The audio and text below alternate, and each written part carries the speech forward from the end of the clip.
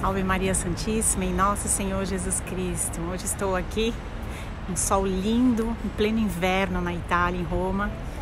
Estou no terraço da Santíssima Trindade, acabei de sair da adoração. Olha que vista linda de Roma, aqui no terraço sobre a Praça de Espanha. Quem veio já conhece, quem nunca veio já deve ter ouvido falar sobre aquela escadaria cheia de azaleias, né, no período da primavera. E no vídeo anterior nós falamos sobre a beata que foi a babysitter, né, a babá de Carlo Acutis. E eu peço perdão porque algumas pessoas não entenderam bem, porque eu usei o verbo era. O verbo era quer dizer foi, mas eu quis interpretar que era no período que ela era babá de Carlo Acutis, não que ela era, que já se foi.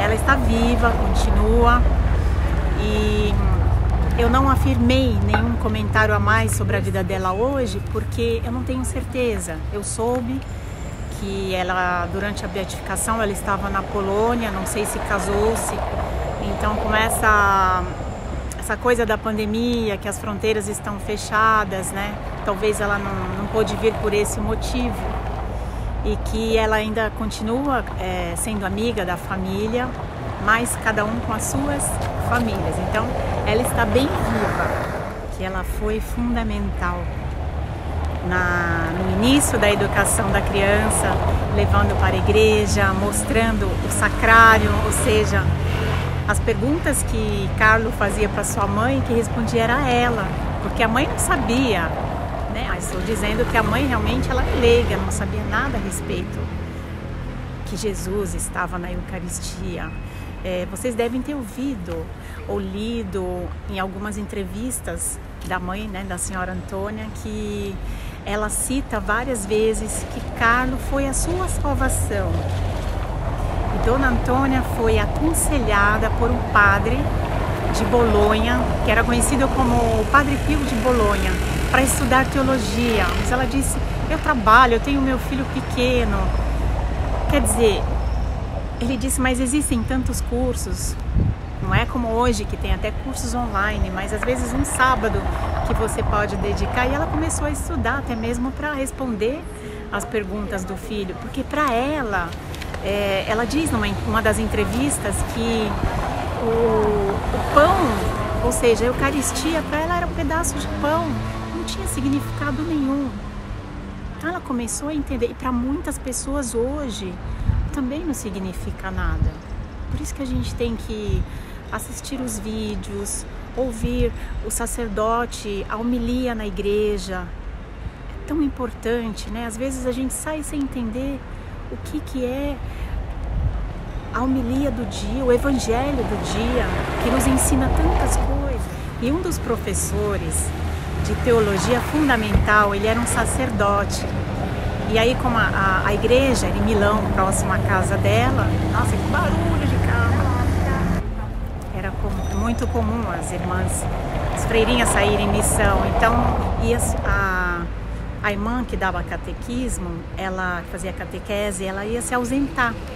E aí ele pediu carecidamente a Dona Antônia se durante um ano ela podia ajudar no catequismo, né? E ela, meu Deus, eu tenho um filho para criar, eu estou trabalhando, eu não tenho tempo, né? Inventando desculpas. Mas ele disse, não, pode trazer seu filho. E aí ela leva o Carlo. E foi durante aquele período que ele observou o quanto o menino tinha conhecimento. Ele tinha apenas 7 anos, mas ele lia a Bíblia, o Evangelho, ele já sabia muitas coisas. Então ele se surpreendeu com o conhecimento das coisas de Deus do menino. E aí ela disse, então podemos fazer a primeira comunhão de Carlo? E ele disse que sim. Inclusive os 2 irmãozinhos, Michele e Francesca, também realizaram a primeira comunhão aos 7 anos. E mesmo que o Santíssimo não esteja exposto, só o sacrário, nós sabemos que Jesus está ali. Então, se você sentiu esse chamado, vai dar uma volta, vai caminhar, se você tiver tempo, vai ali, conversa com Jesus, sente a sua presença, não precisa nem falar tanto, Jesus sabe as suas necessidades, as suas vontades, o seu fardo.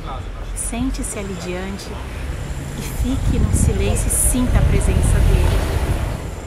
Por isso que Carlo dizia: a Eucaristia, a minha estrada para o céu. O rapaz hindu, né, que era o seu outro babá, que eu acompanhava em todos os lugares, ele dizia para ele assim: olha, você tem que fazer adoração, você tem que estar diante do Santíssimo. Ele falava: por quê? Porque ele gostava muito, esse rapaz, né, era muito vaidoso, comprava roupas de marca, bebia cerveja, né, não que cerveja seja algo impuro que nós não podemos beber, tomar, mas ele simplesmente dizia que o excesso do álcool faz mal.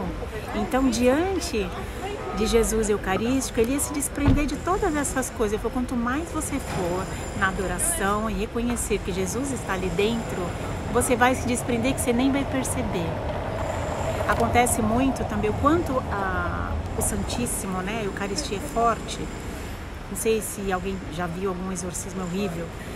O que mais o demônio teme é o Santíssimo. Você coloca uma alma perseguida que está ali manifestada diante do Santíssimo. Gente, eu vi isso, dá até arrepio, lá no Monte Gargano, na Gruta de São Miguel Arcanjo, que nem São Francisco de Assis entrou, porque ele dizia que não era digno de entrar no céu. Ali o céu se abre mesmo. Tinha uma senhora possuída, 5 padres segurando, e levaram para a capelinha do Santíssimo. Foi horrível, não quero nem comentar mais, mas Jesus está ali. E não temos que temer, nós temos que adorar o Senhor. Veneramos outros santos, nós sabemos. Que maravilha poder ter a Igreja Católica à disposição para nós encontrarmos com Jesus quando nós queremos, quando nós sentimos aquele chamado. E você, se você nesse minuto está sentindo esse chamado, faça o mesmo. Ó Espírito Santo, alma da minha alma, eu vos adoro. Esclarecei-me, guiai-me, fortificai-me, aconselhai-me, dizei-me o que eu devo fazer, dai-me as vossas ordens. Eu prometo submeter-me a tudo que desejardes de mim e aceitar tudo que permitirdes que me aconteça. Fazei-me conhecer somente a vossa vontade. Espero que esse vídeo tenha sido útil a você. Se você já é inscrito, ative o sininho para receber as notificações. Se você ainda não se inscreveu, aproveite agora, deixando o joinha aqui para mim. Até a próxima.